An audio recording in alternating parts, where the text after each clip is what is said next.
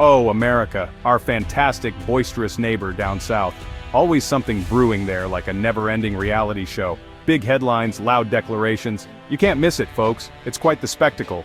Canada, on the other hand, our friends up north, usually so calm, so polite, known for saying sorry a lot, and for their excellent maple syrup. But don't mistake quiet for weak. They have a backbone of steel. Then, a special occasion. A royal visit was announced. King Charles III himself coming to Ottawa. This was not just any visit, it was for a throne speech. Ottawa, Parliament Hill, a majestic sight. Canadian flags fluttered everywhere, red and white, against a bright blue sky.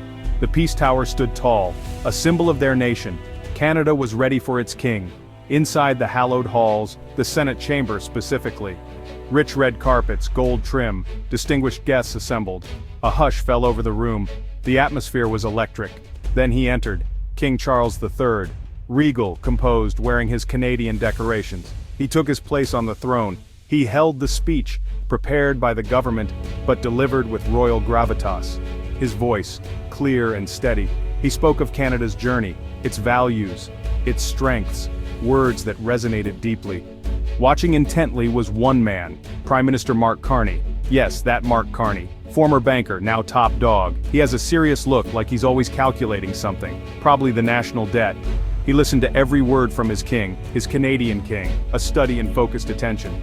The king's speech concluded. Applause filled the chamber. Prime Minister Carney nodded slowly. A thoughtful expression etched on his face. He understood the weight of those royal pronouncements. He knew what they signified. For Canada, for its future, for its place on the global stage. Carney's stance is well known. Canada is Canada, a sovereign nation, strong and free. Meanwhile, south of the border, you know who was watching, probably on a very large television, surrounded by gold, plush carpets, ornate chandeliers, the works. Former President Donald J. Trump, never far from the headlines. He has opinions, many opinions, and he's never shy about sharing them, and he likes to share them, loudly, frequently. Oh, does he ever like to share? With grand gestures and dramatic flair, the world is his soundstage.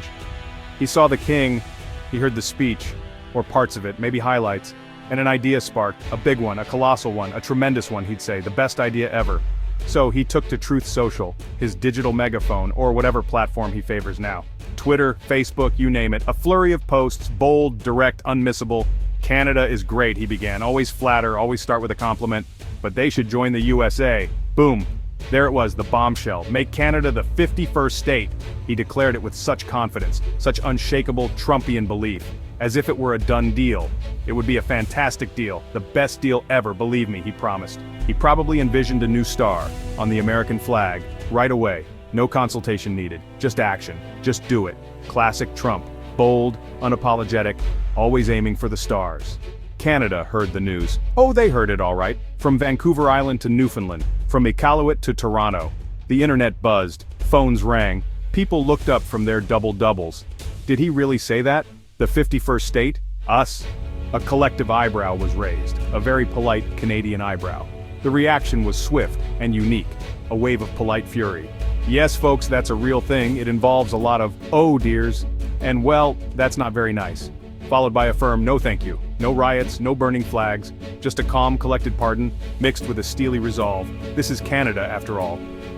Sorry, Mr. Trump, the sentiment echoed. We appreciate the offer, really, but we're quite happy as we are. We have our own healthcare, you see, and our own distinct culture. Did King Charles respond directly to the commotion stirred by Mr. Trump? To Mr. Trump's grand proposal? Of course not. That's not the royal way. That's not how royalty rolls. They have a different approach. They operate on a higher plane, far removed from the daily political squabbles. Above the daily political squabbles, they maintain a dignified distance. No direct tweets from Buckingham Palace, no hasty social media responses, or Rideau Hall for that matter. That would be unseemly. Undignified, it's simply not their style. The crown maintains a noble silence, usually, which is often loudest. Silence can speak volumes. But let's be clear, folks.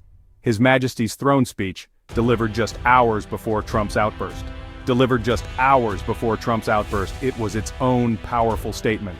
It was its own powerful statement. A preemptive strike of pure class. A preemptive strike of pure class, emphasizing Canada's unique path.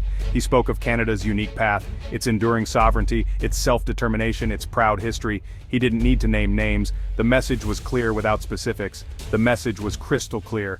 Canada stands on its own, proudly. Canada stands on its own, proudly, with a strong sense of identity. Naturally, Trump couldn't leave it there. He had to respond. He heard the polite Canadian no. He probably saw the memes. And he doubled down. Of course he did, he always does. So, this moment in June 2025, it was a time that would be remembered for years to come. It was quite something, wasn't it? A confluence of royalty, politics, and pride. The air was thick with anticipation and a sense of unity. A king's historic speech in Ottawa. King Charles addressed the nation with words that resonated deeply with the Canadian spirit. A former US president's audacious idea. Donald Trump proposed something that caught everyone off guard, and an entire nation's firm, yet polite refusal. Canadians took to the streets, their signs a testament to their resolve. It was a week for the history books. Headlines screamed of the events, capturing the world's attention, or at least a very strongly worded pamphlet. These pamphlets were everywhere, echoing the sentiments of the people. Printed on recycled paper, of course. Because in Canada, even protests are eco-friendly. This is Canada we're talking about. A land of breathtaking landscapes and unwavering principles. What did we learn? We learned that Canada, our gentle northern neighbor, has a will of iron. Their unity was unshakable. Beneath that famously polite exterior, they value their sovereignty deeply. Their politeness is matched only by their determination. They cherish their distinct identity fiercely. Their cultural celebrations are a testament to their pride. They will not be absorbed or assimilated. Their resistance is as polite as it is firm, or told what to do by anyone. Their independence is non-negotiable, not even by a very famous dealmaker. Sorry, not sorry. Their message was clear and unapologetic. Canada stood tall that week. Their pride and resilience were on full display, on its own two sturdy, sensible feet, with its universal healthcare, its beloved Tim Hortons, its commitment to multiculturalism, and its unwavering politeness. Canada showed the world what it means to be truly independent and proud.